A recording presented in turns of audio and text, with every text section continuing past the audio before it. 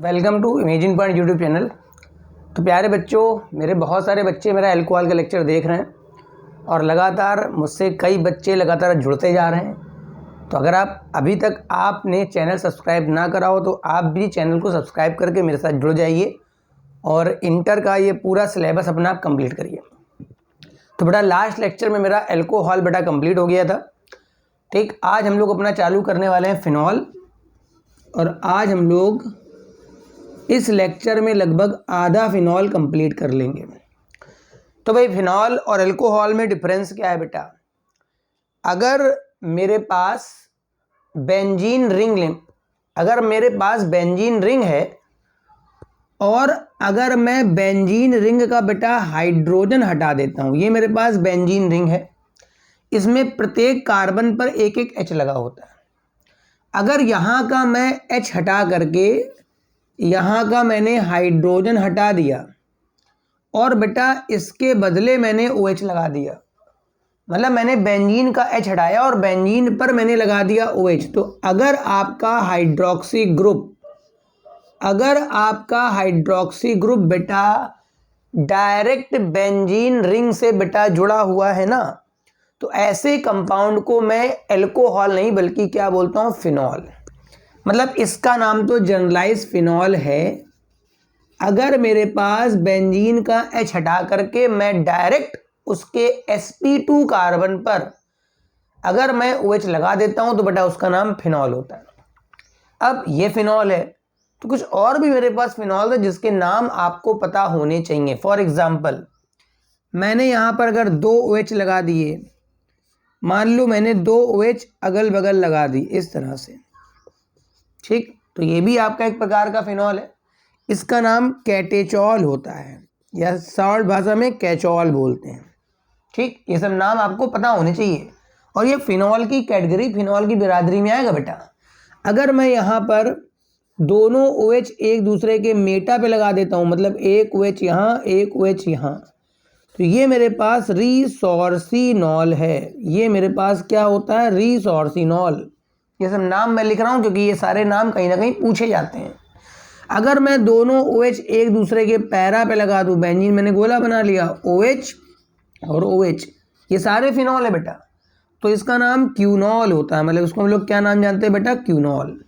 ये बेटा कैटेचॉल है या कैचॉल, रिसोर्सिनॉल और क्यूनॉल। इसी तरह से बड़े इंपॉर्टेंट कंपाउंड में आता है, अगर मेरे पास मैं यहाँ पर मेथिल लगा करके बेटा इसके आर्थो पे OH लगा दूं, अगर किसी भी एरोमेटिक रिंग में बेटा अगर मेथिल के साथ OH लगा है तो बेटा इसे क्रीसॉल बोलते हैं। क्या बोलते हैं बेटा, क्रीसॉल। अगर आर्थो पे लगेगा तो मैं बोलूँगा आर्थोक्रिसॉल, अगर यही OH मेटा पे लगेगा तो मैं बोलूँगा मेटाक्रिसॉल, अगर यही OH पैरा पे लगेगा तो मैं बोलूँगा पैराक्रिसॉल। तो इतने नाम तो भाई साहब आपको पता ही होने चाहिए। ठीक, ये मेरे पास सिंपल फिनॉल है और ये कैटेचॉल है, रिसोर्सिनॉल है, क्यूनॉल है, और ये मेरे पास जो होते हैं बेटा वो क्रिसॉल्स होते हैं। ठीक, अब मेरे पास आता है कि ये तो चलो भाई बात हो गई कि फिनॉल ग्रुप क्या होते हैं या फिनॉलिक कंपाउंड हम किसे बोल सकते हैं। तो अगर बेंजीन रिंग के 6 कार्बन में से किसी कार्बन पर भी अगर OH लग जाता है बेटा तो उसे मेरे को नाम देना पड़ता है फिनॉल। थोड़ा सा इनका IUPAC नॉमेनक्लेचर देख लेते हैं कि बेटा अगर इनकी IUPAC करनी है तो कैसे इनका हम IUPAC करते हैं, फिर इनका आते हैं मेथड ऑफ प्रिपरेशन पे। ठीक, तो बेटा अगर केवल ये लिखा है बेंजीन पर केवल OH लिखा है तब तो आप इसे फिनॉल बोल देंगे। क्या बोल देंगे इसे आप, फिनॉल। इसका IUPAC नाम भी फिनॉल ही होता है। ठीक, आप 1 हाइड्रोक्सी बेंजीन भी बोल सकते हैं, आप इस मॉलिक्यूल को 1 हाइड्रोक्सी बेंजीन भी बोल सकते हैं। इसी तरह से अगर 2 OH वाला कंपाउंड आ जाए, जैसे मान लो जैसे मैंने कैटेचॉल लिखा, तो आप ऐसे बोल सकते हैं ये 1 है ये 2, तो देखो कहाँ कहाँ हाइड्रोक्सी लगा। अगर चूंकि दोनों OH हैं तो मैं बोलूँगा 1,2 डाई हाइड्रोक्सी बेंजीन, इसका नाम मैं ये बोलूँगा 1,2 डाई हाइड्रोक्सी बेंजीन। इसी तरह से आप अगला आप खुद लिख सकते हैं बेटा, अगर मेरे पास 2 OH बेटा एक दूसरे के मेटा पे आ जाएं तो आप बता सकते हैं ये 1 है तो ये बेटा 3rd नंबर होगा। तो आप खुद बताइए इसका नाम क्या होगा, 1,3 डाईहाइड्रोक्सी बेंजीन। अगर 4th नंबर पे आ जाएगा, अगर मैं इसी OH को बेटा 4th नंबर पे लगा दूंगा, मतलब यहाँ OH और बेटा यहाँ OH, तो इसका नाम आप खुद लिख लीजिए 1,4 डाईहाइड्रोक्सी बेंजीन। मगर अगर मेरे पास इसके अलावा कोई डिफरेंट ग्रुप लगा है, मान लो मैंने OH लिखा और यहाँ पे नाइट्रो लिख दिया NO2 ग्रुप, तो आप इसके नाम कैसे लिखेंगे? तो आप देखिए इतने को तो आप फिनॉल मान लेंगे, क्या मान लेंगे? फिनॉल। और ये आप 1 और ये 2, तो आप बोलेंगे 2 पे नाइट्रो है, 2 पे मेरे पास नाइट्रो है और आप बोल देंगे फिनॉल, क्योंकि फिनॉल की प्रायोरिटी में ज़्यादा रखूंगा, 2 नाइट्रोफिनॉल। अगर यहाँ लग गया नाइट्रो तो 3 नाइट्रोफिनॉल, यहाँ लग गया तो 4 नाइट्रोफिनॉल। इसी तरह से अगर मान लो मेरे पास OH से बड़ा ग्रुप आता है जो नंबरिंग में ऊपर आता है, फॉर एग्जाम्पल COH लिख दिया मैंने और बेटा ये हो गया OH। वैसे तो इसका नाम सैलिसिलिक एसिड होता है, मगर अगर इसका IUPAC आ गया तो कार्बोक्सिलिक ग्रुप की प्रायोरिटी बहुत ज़्यादा होती है बेटा, तो इसे मैं नाम दूंगा बेंजोइक एसिड। मतलब मैं एक पेरेंट नाम बोलूंगा, जैसे यहाँ मैं पेरेंट नाम रखे हुए फिनॉल, ठीक है, और यहाँ पे पेरेंट नाम होगा बेंजोइक एसिड। तो बेटा अब OH का नाम क्या होगा? सोचो जरा, OH का नाम क्या होगा? तो OH का नाम बेटा हाइड्रोक्सी हो जाएगा, तो मैं बोलूंगा 2 और 2 पे बेटा हो जाएगा हाइड्रोक्सी और बेटा हो जाएगा बेंजीन। ऐसे में वो benzoic acid, 2 hydroxy benzoic acid, क्योंकि बेंजोइक एसिड मेरा पेरेंट नाम हो गया।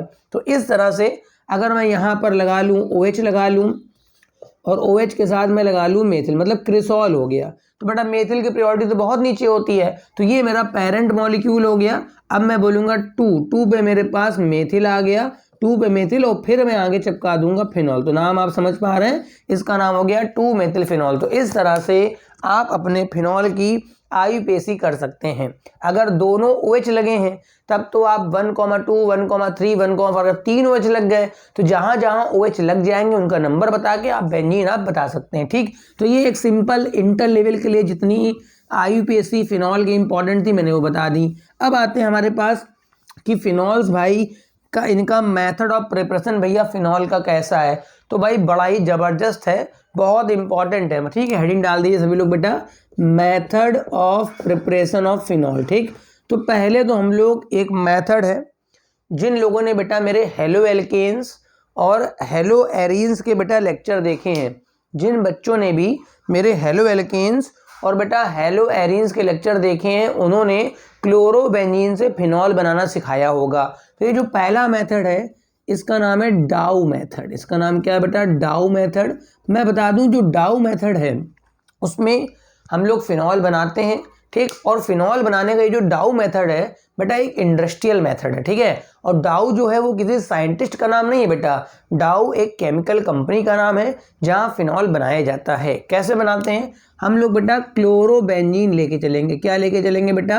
क्लोरोबेंजीन। तो बेंजीन के ऊपर Cl होता है, साफ दिख रहा है कि अगर मैं इस Cl को OH माइनस न्यूक्लियोफाइल देता हूँ, साफ दिख रहा है कि अगर मैं इस Cl को OH माइनस न्यूक्लियोफाइल देता हूं तो यहाँ सब्स्टिट्यूशन न्यूक्लियोफिलिक रिएक्शन के थ्रू आपका फिनॉल बन जाएगा। मगर आपको ये पॉइंट बहुत अच्छे से बताया गया है, मैंने अपने 20 क्वेश्चंस का हेलो एल्केन्स और हेलो एरीन्स का बोर्ड लेवल के लिए इंपॉर्टेंट लेक्चर डाल रखा है। उसमें इस क्वेश्चन को मैंने दिया था कि क्लोरोबेंजीन का जो Cl होता है बेटा वो इनर्ट होता है। क्या होता है बेटा? इसका Cl इनर्ट होता है, कारण आप उस लेक्चर में जाके देखिएगा। तो इसको अगर आप डायरेक्ट NaOH देते हैं तो बेटा ये OH माइनस यहाँ पर इस Cl को नहीं हटा पाएगा। इसके लिए ड्रास्टिक कंडीशन चाहिए, लगभग 623 केल्विन टेम्परेचर और 300 ATM प्रेशर जब आप देंगे ना तो वहां पर Cl के बदले OH लगेगा। और OH थोड़ा सा स्लाइटली एसिडिक होता है, तो इन प्रेजेंस ऑफ बेस वो सॉल्ट बना देता है। मतलब क्या, लगा तो वहां OH होगा, लगा तो वहां पर OH होगा, बना तो फिनॉल होगा। बना क्या होगा बेटा? फिनॉल बना होगा, मगर फिनॉल बताऊंगा अभी एसिडिक नेचर का होता है। तो ये एसिड और ये बेस फाइनली यहाँ पर O माइनस और Na+ बन जाएगा। ये एक बहुत ज़बरदस्त कंपाउंड है, इसका नाम होता है सोडियम फिनॉक्साइड। बेटा इसे मैं बोलता हूँ क्या? सोडियम फिनॉक्साइड बोलता हूँ। और अब अगर इससे फिनॉल बनाना है तो इसको एसिडिफाई करना पड़ेगा। मैंने इसमें HCl डाल दिया। सॉल्ट डिकम्पोजिशन एक बहुत इंपॉर्टेंट टॉपिक है, सॉल्ट को डिकम्पोज करना। तो जब मैं एसिडिफाइड करूंगा तो ये H जाके यहाँ लगेगा, क्योंकि ये जो Na है ना ये स्ट्रॉन्ग बेस का पार्ट है। तो ये कहेगा मैं स्ट्रॉन्ग एसिड साथ सॉल्ट बनाऊंगा, Na चुपचाप Cl के साथ निकल लेगा और H यहाँ छोड़ देगा, तो फाइनली मेरा फिनॉल बन जाएगा। तो ध्यान रखिए इस रिएक्शन में हम लोग डाउ मेथड बोलते हैं, और एक कन्वर्जन भी है आपका कि कैसे बनाएंगे क्लोरोबेंजीन से फिनॉल। अगर आप अंडर नॉर्मल कंडीशन पे इस रिएक्शन को कराएंगे तो बेटा नहीं होगी, क्योंकि क्लोरोबेंजीन का जो Cl होता है बेटा वो इनर्ट होता है। आपसे ऐसे भी क्वेश्चन पूछ सकता है कि कैसे बनाएंगे आप बेंजीन से फिनॉल, कैसे बनाएंगे आप बेंजीन से फिनॉल। तो सीधी सी बात है, आप बेंजीन का पहले करार देंगे, क्लोरिनेशन कराएंगे। इसको देंगे आप chlorine in presence of FeCl3 catalyst, ठीक है। तो ये घटना होती है क्लोरिनेशन, इससे बेटा बनेगा क्लोरोबेंजीन, और क्लोरोबेंजीन में मैं लगा दूंगा डाउ मेथड, तो मेरा बन जाएगा फिनॉल, ठीक। तो पहला मेथड तो मेरे पास ये हो गया जिसे मैं डाउ मेथड के नाम से जानता हूं। अब मेरे पास सेकंड मेथड कौन सा है, हम लोग बेंजीन सल्फोनिक एसिड के द्वारा भी, ठीक है, बात समझेंगे भाई। बात देखो, लैंग्वेज ऑर्गेनिक में क्या होती है, लैंग्वेज कुछ नहीं होती है कि chlorobenzene react with aqueous NaOH at high temperature and high pressure, then we get phenol after hydrolysis या आफ्टर एसिडिफिकेशन, ठीक है। तो ऑर्गेनिक में लैंग्वेज वगैरह कुछ नहीं होती, मैं केवल समझाता हूँ, ठीक है। आप परफेक्ट समझिए उस चीज को, लैंग्वेज 2-3 लाइन वहां लिखनी होती है, मेन इक्वेशन से वो चेक करेगा, ठीक है। दूसरा मेरे पास मेथड आता है फ्रॉम बेंजीन सल्फोनिक एसिड। दूसरा मेरे पास है फ्रॉम बेंजीन सल्फोनिक एसिड। देखो भाई, बेंजीन सल्फोनिक एसिड को, ठीक, चूंकि सल्फोनिक एसिड है तो मैं इसको पहले बेस साथ ट्रीट करके इसका सॉल्ट बनाता हूं। देखो भाई है क्या, इसका जरा मैं स्ट्रक्चर ड्रा कर लेता हूं। ये मेरे पास बेंजीन हो गया, S डबल बॉन्ड O, और ये मेरे पास होता है OH, ठीक है। ये मेरे पास बेंजीन सल्फोनिक एसिड का स्ट्रक्चर, इसका H बहुत एसिडिक होता है, इसको पहले मैं NaOH दूंगा। जब मैं इसको NaOH दूंगा तो ये बेटा एसिड है, ये बेस, ये बेटा सॉल्ट बना लेगा, वाटर निकल जाएगा, Na वहां चिपक जाएगा। पहले मैं इसका सोडियम सॉल्ट बनाऊंगा। क्या बनाऊंगा, सोडियम सॉल्ट बना लूंगा। क्या बना लूंगा बच्चा, सोडियम सॉल्ट। तो यहाँ माइनस हो जाएगा, यहाँ प्लस हो जाएगा। अब इसी को मैं NaOH के साथ फ्यूज करूंगा। बेटा फ्यूज करने का मतलब क्या है, कंफ्यूज ना हो, फ्यूज करना है, ठीक है, मतलब इसको गलाना है। तो एक जब मैं इसको गलाऊंगा ना तो यहाँ पर होता क्या है, एक इप्सो अटैक लग जाता है। क्या लग जाता है बेटा, इप्सो अटैक। ये क्या होता है, जैसे जिस जगह पर आपका ग्रुप अटैक करे वहां से ग्रुप निकले, जैसे बेंजीन पे ये OH यहाँ अटैक करेगा और यहीं से ग्रुप निकला, ठीक है, तो ये SO3 के फॉर्म में निकलेगा। फाइनली सोडियम सल्फाइड बाहर निकल जाएगा, Na2SO3। वैसे तो SO3 गैस निकल रही थी मगर वो एसिडिक होती है, तो बेस साथ सॉल्ट बना के निकलेगी, उस जगह पर आपका लग जाएगा OH। मैंने कहा था in presence of base OH ना लगेगा तो O- और Na+, मतलब यहाँ पे जब अटैक होता है ना बेटा तो इसी सेंटर पे होता है जहां ग्रुप लगा होता है, ठीक है, तो उसे बोलते हैं इप्सो अटैक, ठीक है। क्लोरोबेंजीन वाले में भी वही हुआ था, ठीक। अब यहाँ पर अटैक करके निकलनी तो थी SO3 गैस, मगर बेस की वजह में सॉल्ट बन जाएगा, SO3 एसिडिक होता है तो वहां बनेगा ONA। इसे मैं फिर से एसिडिफाइड करूंगा, HCl डाल दूंगा, तुम्हारा मनो स्ट्रॉन्ग एसिड, मिनरल एसिड कोई भी डाल दो, डिकम्पोज हो जाएगा, और फाइनली मेरे पास यहाँ बच्चा क्या बन के आ जाएगा, फिनॉल, और निकल जाएगा नमक। आप नमक अपने खाने में इस्तेमाल करिए, NaCl। ये मेरे पास सेकंड मेथड बन गया। अगर बेंजीन से पूछेगा तो मैं पहले बेंजीन का सल्फोनेशन करा दूंगा, और जब मैं बेंजीन का कराऊंगा सल्फोनेशन तो बनेगा बेटा पहले बेंजीन सल्फोनिक एसिड, उसके बाद भी ये प्रोसेस मैं लगा सकता हूं। तो मेरे पास सेकंड मेथड हो गया फ्रॉम बेंजीन सल्फोनिक एसिड। तो मेरे पास फिनॉल बनाने के ये आपके 2 मेथड हो गए। अब मेरे पास फिनॉल बनाने का मेरे पास थर्ड मेथड मेरे पास क्या है, जिसका नाम है क्यूमीन प्रोसेस, ठीक है। क्या नाम है बेटा, क्यूमीन प्रोसेस। ये बहुत इंपॉर्टेंट मेथड है, और मोस्टली पूरे वर्ल्ड का 80% जो फिनॉल बनता है ना बेटा वो क्यूमीन प्रोसेस से बनता है, ठीक है। मतलब मोस्टली पूरे वर्ल्ड का 80% फिनॉल क्यूमीन मेथड से बनता है। क्यों बनता है बताऊंगा अभी, ठीक। तो पहले देखते हैं क्यूमीन क्या होता है। तो क्यूमीन में मेरे पास है क्या, ये बेंजीन रिंग लगी होती है बेटा, इस पे एक कार्बन पर एक मेथिल यहाँ लगा देते हैं, एक मेथिल यहाँ लगा देते हैं, और एक H बचुआ यहाँ लगा देते हैं, ठीक है। ये जो सामने आपका मॉलिक्यूल लिखा है जिसे मैं आइसोफेनिल बेंजीन भी बोल सकता हूँ, ठीक है, आइसोप्रोपिल बेंजीन भी बोल सकता हूँ, इसे मैं क्यूमीन बोलता हूँ, ठीक। अच्छा, क्यूमीन का ये जो CH बॉन्ड है ये काफ़ी रिएक्टिव होता है। क्यों रिएक्टिव होता है? क्योंकि ये जो कार्बन बहुआ ये 3rd डिग्री का है और 3rd डिग्री के कार्बन पे लगा हुआ हाइड्रोजन, 3rd डिग्री के कार्बन पे लगा हुआ हाइड्रोजन बहुत रिएक्टिव होता है। तो क्यूमीन का हम लोग एयर से ऑक्सीडेशन कराएंगे। तो एयर में जो O2 होती है, O2, वो एयर के साथ इसको रख दीजिए बस आप, तो यहाँ पर ये जो O2 है पूरा पूरा जाके CH वाले बॉन्ड में इंसर्ट कर जाता है, मतलब इंसर्शन रिएक्शन लग जाती है। क्या लग जाती है बेटा? इंसर्शन रिएक्शन यहाँ पर लग जाती है। और ये CH बॉन्ड, मैंने कहा ना कि टर्सरी कार्बन का लगा हुआ H बहुत ज़्यादा रिएक्टिव होता है, क्रियाशील होता है। तो ये CH बॉन्ड टूट करके रेडिकल मैकेनिज्म होती है, एक डॉट इधर एक डॉट उधर, बीच में सेट होकर के क्यूमीन पर ऑक्साइड बना देता है। मतलब देखिए क्या बनेगा, ये बेंजीन ऐसे रहेगी, C पे बेटा CH3 ऐसे रहेगा, C पे बेटा CH3। ये IT नीट का बैच नहीं चल रहा है, इस बात को ध्यान रखिएगा। ये O बनना, इसकी मैकेनिज्म पूरी डिटेल से बताता। ये बन गया क्यूमीन हाइड्रो परऑक्साइड, इसका नाम है बेटा क्यूमीन, और लिखूंगा हाइड्रो, हाइड्रो क्योंकि एक तरफ H लगा है।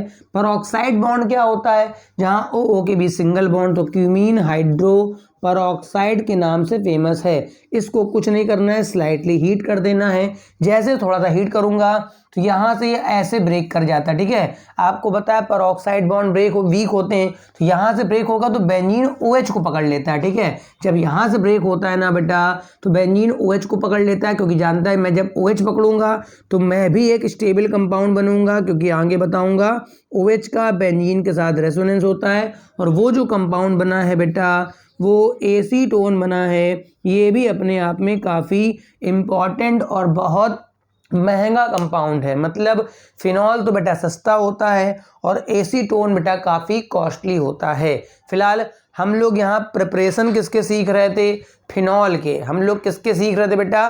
फिनॉल के। मगर भैया फिनॉल के साथ जितनी बार आप इस मेथड को लगाएंगे, जितनी बार आप इस मेथड को लगाएंगे उतनी बार फिनॉल तो बनेगा बनेगा, एक सस्ता कंपाउंड तो बनेगा बनेगा, साथ में उसके एक बहुत महंगा कंपाउंड भी बनेगा। इस वजह से हम अधिकांश प्रोसेस जो है फिनॉल बनाने का वो इसी मेथड से करते हैं, ताकि जितनी बार फिनॉल बने उतनी बार मेरा बेटा एसीटोन बन जाए। तो ये मेरे पास तीसरा मेथड था फिनॉल बनाने का। अब मैं अपने 4th नंबर मेथड में आता हूँ जो कि डाइजोनियम सॉल्ट से है, ठीक है। 4th नंबर मेथड की हेडिंग डाल दीजिए फ्रॉम बेंजीन डाइएजोनियम सॉल्ट। बहुत इंपॉर्टेंट सॉल्ट है, आपको आपकी इंटर लेवल में कई जगह पर इसकी रिएक्शनें मिल जाएंगी। क्या होता है ये बेटा? बेंजीन के ऊपर N2+ लगा होता है और Cl- लगा होता है। इसका नाम होता है बेटा बेंजीन डाइजोनियम क्लोराइड, ठीक है। बहुत इंपॉर्टेंट रिएक्शन है, चूंकि इन सब की मैकेनिज्म आपके लेवल में थोड़ी नहीं पूछी जाती हैं। जी और नीट का बैच होता तो यहाँ थोड़ी बहुत मैकेनिज्म भी बताई जाती, मगर यहाँ पर चूंकि इंटर लेवल के लिए बैच मैंने बनाया है भी, तो बेटा ये बेंजीन डाइजोनियम क्लोराइड को बेटा वाटर की वेपर के साथ, मतलब वाटर की वेपर बना लो, हीट कर लो, तो वाटर होता है एक्चुअल में न्यूक्लियोफाइल है। तो जब हीट करूंगा तो ये जो न्यूक्लियोफाइल होता है ना वो यहाँ पे अटैक करेगा, N2 गैस को बाहर निकाल देगा। देखो भैया, अगर किसी भी रिएक्शन में प्रोडक्ट गैस बन रहे हो, ठीक है, अगर किसी भी रिएक्शन में प्रोडक्ट गैस बन रहे हो तो बेटा उस रिएक्शन की एंट्रोपी बहुत ज़्यादा हो जाएगी, और अगर बेटा एंट्रोपी ज़्यादा हो जाएगी तो वो रिएक्शन थर्मोडायनेमिकली बहुत फेवरेबल होगी। तो यहाँ पर बेटा न्यूक्लियोफाइल अटैक करता है, N2 गैस को पहले उठा के बाहर फेंक देगा, प्लस आप Cl है तो जब ये अटैक करेगा तो O पे बेटा पॉजिटिव चार्ज आएगा, तो ये यहाँ से इलेक्ट्रॉन खींच लेगा, H और Cl है, Cl गैस निकल जाएगी, और अब पानी का जो रिमेनिंग पार्ट बचा बेटा OH वो जाके यहाँ पे चिपक जाएगा। तो फाइनली मेरे पास क्या बन जाएगा? फिनॉल। तो अगर बेंजीन डाइजोनियम क्लोराइड है और अगर उसको आपने वाटर साथ नहीं हीट करना है बेटा, वाटर की वेपर साथ हीट करना है, तो जब हीट करेंगे तो ये नाइट्रोजन गैस काफ़ी हेल्प करेगी। इसका ड्राइविंग फोर्स इस रिएक्शन का यही है कि बेटा साथ में N2 गैस बनती है और HCl भी गैस के फॉर्म में निकलता है, तो इस रिएक्शन का जो एंट्रोपी चेंज है वो बहुत ज़्यादा पॉजिटिव होगा और इस वजह से इस प्रोसेस का जो डेल्टा G होगा वो बहुत निगेटिव होगा। तो इस वजह से प्रोसेस अत्यधिक मात्रा में कैसा होगा, स्पॉन्टेनियस। ठीक है, तो ये मेरे पास थर्ड फोर्थ नंबर में था फ्रॉम बेंजीन डाइजोनियम सॉल्ट। ठीक है, अब मेरे पास लास्ट मेथड है फिनॉल बनाने का, जो कि काफ़ी इंपॉर्टेंट मेथड है। हम लोग एरोमेटिक ग्रिग्नॉर्ड रिएजेंट लेंगे। क्या लेंगे बेटा, हम लोग एरोमेटिक ग्रिग्नॉर्ड रिएजेंट। ठीक है सर, ये क्या होता है आपको, चलो मैं लिख देता हूँ, पहले फिफ्थ नंबर की हेडिंग डाल देता हूँ, फ्रॉम ग्रिग्नॉर्ड रिएजेंट, फ्रॉम ग्रिग्नॉर्ड रिएजेंट। ठीक, ग्रिग्नॉर्ड रिएजेंट का जनरल फॉर्मूला क्या होता है बेटा, R होता है, R पे Mg होता है और Mg पे बेटा क्या होता है, X लगा होता है। ये बेटा ग्रिग्नॉर्ड का जनरल फॉर्मूला होता है। ठीक है, तो एक जनरल रिएक्शन होती है, मैं जरा जनरल पहले बता दूं कि अगर मेरे पास RMgX कहीं लिखा हो, ठीक है, आपको पता है ये बॉन्ड काफ़ी रिएक्टिव होता है, यहीं से टूटता है ग्रिग्नॉर्ड।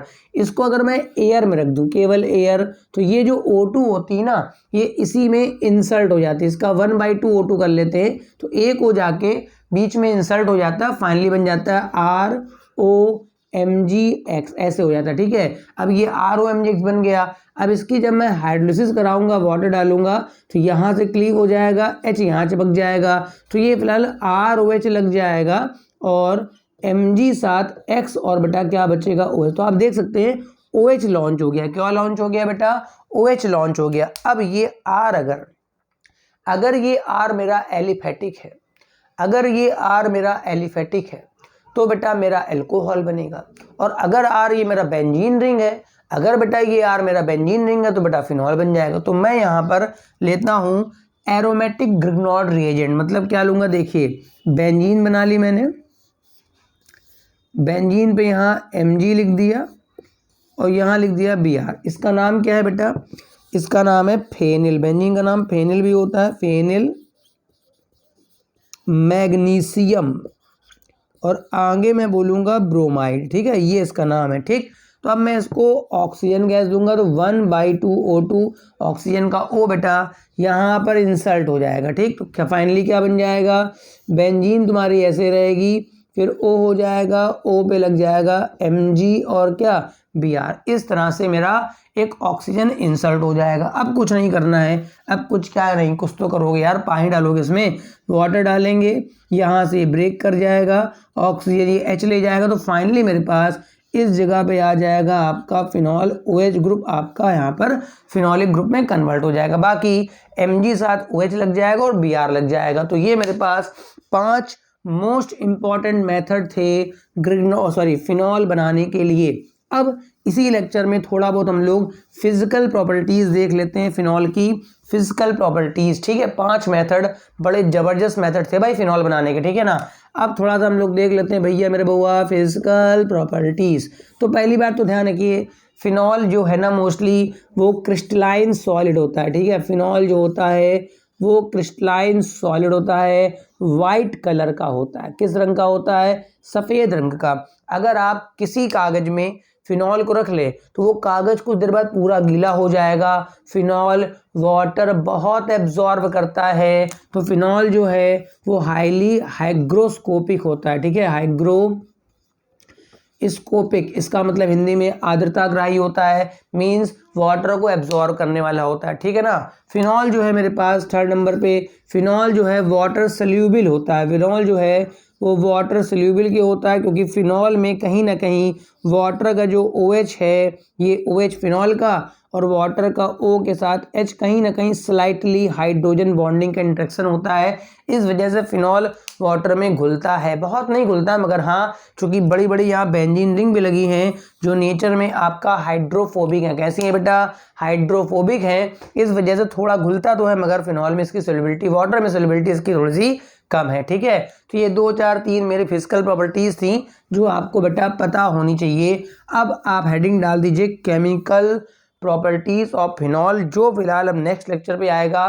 तो जो बच्चे लेक्चर देखा करें बेटा, अगर लेक्चर पसंद आया करे, मेरी मेहनत अगर पसंद आया करे तो बेटा लाइक कर दिया करे, कमेंट कर दिया करे, अपने दोस्तों को शेयर कर दिया करे, ताकि मेरे लेक्चर देख करके वो कहीं ना कहीं बोर्ड एग्जाम की अपनी तैयारी कर सके। और अगर बिना चैनल सब्सक्राइब करे मेरे लेक्चर देख रहे हो तो ऐसा मत करिए, आप चैनल सब्सक्राइब करके लेक्चर देखिए। Thank you for watching.